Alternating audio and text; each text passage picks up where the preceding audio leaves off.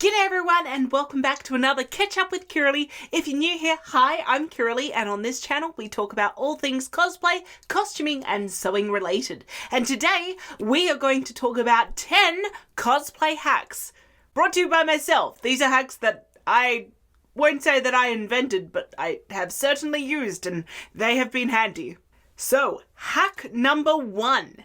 Color your eyebrows the same color as your wig. This is a really easy thing to do with eyeshadow. You don't have to necessarily make your eyebrows disappear with concealer and then foundation and glue and all of that stuff, unless you have really, really dark eyebrows. But I mean, my eyebrows are pretty dark, and I find that just with a little bit of eyeshadow through it, it just kind of gives you a tint that matches your wig. And when you do that, it just looks like everything kind of matches, and it's not like, that's a wig. It takes a minute or two, if that, and just by doing this simple makeup hack, it elevates your cosplay just that little bit more. I will say that the lighter the wig color, the harder it is to make your eyebrows kind of look the same. For example, when I do a blonde character, I can't really make my eyebrows lighter as such, like just make them blonde. But I do find that even with like my Jigglypuff, I can do a pink kind of like coloring of the eyebrows, and it's just kind of a speck of that color running through my eyebrows and it just heightens it. Cosplay hack number 2. And this, once again, we are still on the kind of stream of makeup and I found this, I love it. Magnetic eyelashes. If you are anything like me, makeup is not your forte in life. I really suck doing makeup and I have spent money and I have learnt as much as I possibly can, and I still have issues putting makeup on my face. I think I am now passable, but there is no way that I am anywhere near the makeup game that is some cosplayers. Like, seriously, you guys have got skills.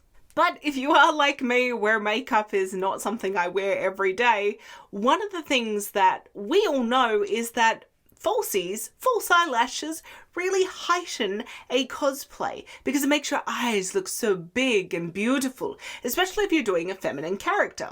But doing falsies, putting on the glue and then waiting for that perfect kind of medium between, too wet and completely dry, they call it tacky, and trying to find that balance and then plonk it right on the right location.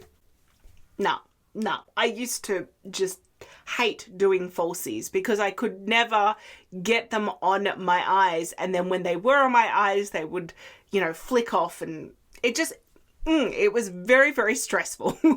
And I had tried glue and I had tried adhesive eyeliner, which was where the glue was actually within an eyeliner itself. So you could just put on the eyeliner like normal eyeliner and then be like, oh yeah, now I can just pop it on.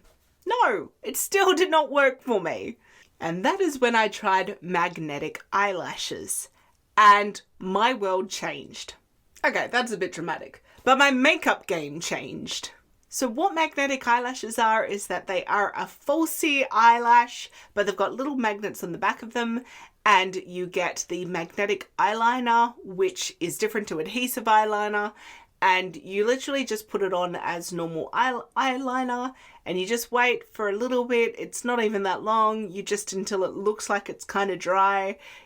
You don't have to wait to feel if it's tacky or anything like that. Just like boop, boop, boop, boop, boop, boop, for like a minute, and then you can just plonk the eyelash on. And if it's not in the exact location, it's very easy to peel it off and put it in the right location. There are lots of sellers who sell magnetic eyelashes now, and I would err on the side of caution and go for somewhere that's kind of middle row. If you want to do top tier, fantastic. Those eyelashes are not going to move at all. They are fabulous.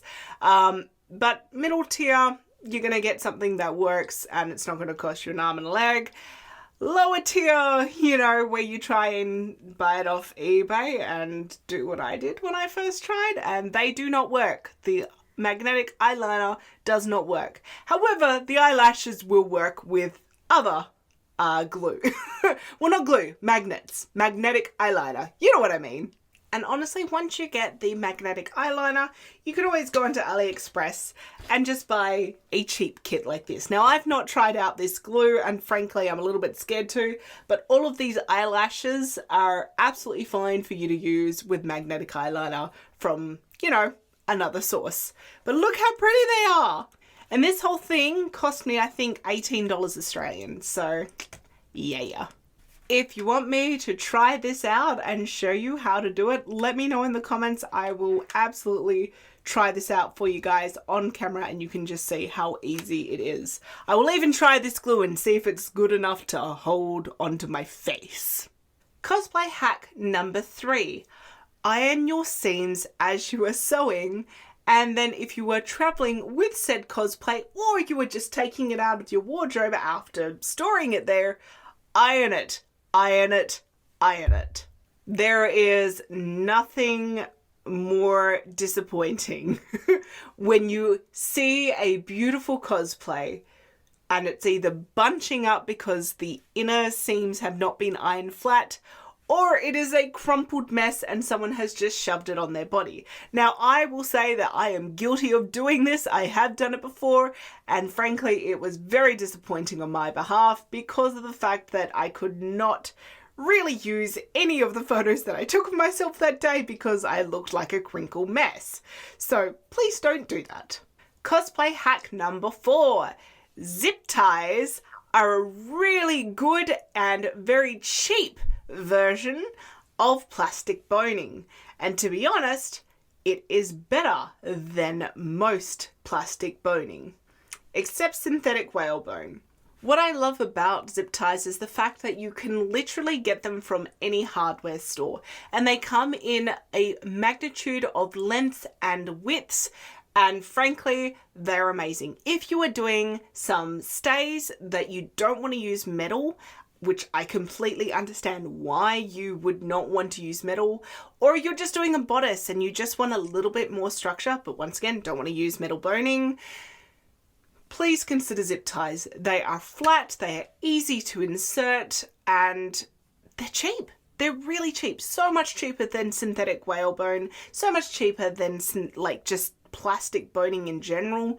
And I've used all different types of plastic boning and metal boning, and I can honestly say that zip ties work just as well, if not better, than normal plastic boning. So if you're on a budget, be in the know. Work smarter, not harder. Number 5, invest in a dress form, especially one that is close to your measurements. Even if this means getting a mannequin that adjusts, do that. Absolutely. Don't buy a mannequin that is way too small, or it's like super curvy or anything like that. Get one that is going to be similar to your body shape. And please, just do get one. If you're going to be cosplaying, do get one, because it makes your life so much easier to be having your cosplay on a mannequin while you're working on it. So that way you can see how it's progressing, you can see, you know, how the proportions are stacking up, and you can really, really hone in your fine eye and your skills to make your cosplay beautiful. Seeing it on a mannequin really does change the way that you work on your cosplay. Plus, it also means that it's just there greeting you every time that you come home from work and be like, hello, don't forget you have to complete me. Cosplay hack number 6. Get one of these and use it. I honestly have no idea how I did cosplay without this. This is my second one because I actually wore my first one completely out and I couldn't see the numbers anymore. It is a mini ruler, so it goes up to, I think, 6 inches and actually 12 centimeters. And it is so handy. So whenever you're drafting something up and you need to add a seam allowance, or you need a quick measurement guide, this is so much easier to use than a full ruler or even a tape measure. Like, it's so good. And because it's got the little plastic thing in the middle, you can lock it into place and literally go around and be like, mark, mark, mark, mark, and then you cut. I love it. I love this so much. I use it on every single project multiple times. I know it sounds silly, but get one of these and use it. Oh my goodness me. Cosplay hack number 7, use interfacing. Do not be afraid to use interfacing. They will help create the structure and the shape that you need to create these amazing cosplay defying gravity things. So for example, if you're going to create a hood, rather than having the hood drop down, like just kind of and the pull here, if you want that kind of billowing kind of effect, have a look at using some interfacing, matching the interfacing with the type of fabric that you have. So if you're using a lightweight fabric, like I'm trying to think of a lightweight fabric, like a fail or something like that, you may want to use like a lightweight interfacing. And if you're going to be using something a bit denser, so you know, like a denim or even like more of a wool, then maybe look at using a heavy interfacing. This will help you create that shape, which is so dramatic. I love it. But also, don't be afraid to use it on other parts of your cosplay as well. Remember, this is not regular clothing. So if something is meant to defy gravity, then you should look at trying to make it defy gravity. I also do have a defying gravity tutorial if you so wish, or some information in this video up here. Cosplay hack number 8. Wear the correct undergarments when you are doing any sort of fitting, or when you're even doing measurements. Make sure you're wearing the right undergarments, please. So this means bras, this means corsets, this means shoes. Wear the proper shoes, please, so you get the right length and the right proportions. Make sure that you are also wearing any kind of petticoat or crinoline or anything else that is going to change the shape of your body. It is so important that you do this. And I especially want to say, wear the right bra. If you have the tatas, and the tatas are going to be in the cosplay, then you need to make sure that you are wearing the right bra so they are in the right place. I don't know how else I can say this without being too graphic.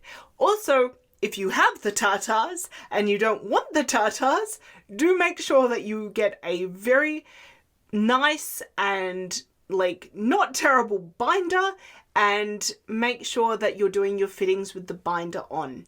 Don't try and do fittings with the tatas when there is meant to be no tatas or flat tatas. So yes, make sure you're wearing the correct under things. Cosplay hack number 9, if you are wearing a heavy wig or it's an updo kind of wig, think about adding in some toupee clips. Toupee clips are super cheap and can easily be found on AliExpress or eBay. Buy them in bulk, have them in your stash, and sew them into your wig wherever you need them. So for an updo, I will certainly sew them on the sides, in the front, and then 2 in the back as well. If it's just a very heavy long wig, I will sew them on the sides and just the top. There is 1 or 2 wigs that I have 2 on the side and then 3 on top. And I think also 2 down here as well, because it was a very heavy wig and it was also an updo wig. They will grip onto your hair through your wig cap if you have like a netted wig cap, and they will just hold everything in place and the wig won't slip. You can also look at getting the wig headbands that go underneath the non-slip ones. I've never tried those. I would love to.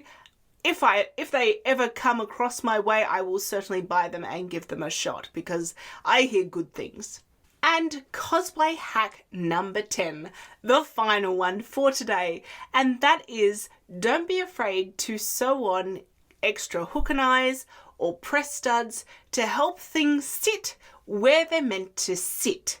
So for example, on my Jigglypuff, I have 2 different press studs that are sewn on the outer layer of the fabric that is underneath to the pocket hoops themselves. So I click those in place when I'm wearing it so that the dress doesn't fall forward onto the pocket hoops. It just keeps everything where it's meant to be. I also have press studs in a few of my skirts to connect them to petticoats or, in May's case, the shorts underneath, just to kind of keep everything where it's meant to sit. It is important to note that the bottom layer must be some structural support layer that ain't moving anywhere. Otherwise, you're just encouraging a top loose layer to kind of go with the flow with a bottom loose layer and like, bye. So make sure the bottom one is something that is structurally sound. And those are your 10 cosplay hacks from me to you. There are so many out there, so if you've got some more, please pop them in the comments below. Who knows, if I get enough, I may make another video like this and credit you and give you a shout out with the most popular kind of hacks. Now, I want to take this opportunity to thank my amazing patrons, especially the $10 a month tier patrons, who are Justine Ghosty, Rogue Threads, Fangirl X, Sam M, Monica, Lulu Rush Cosplay, and Sotaku. Thank you all so much for your support. I really hope that you liked this video. It's been good to have a little chatty video again. Anyway, guys, thank you so much for watching. Don't forget to comment, like, subscribe, all that good stuff. I'll see you in the next one. Bye!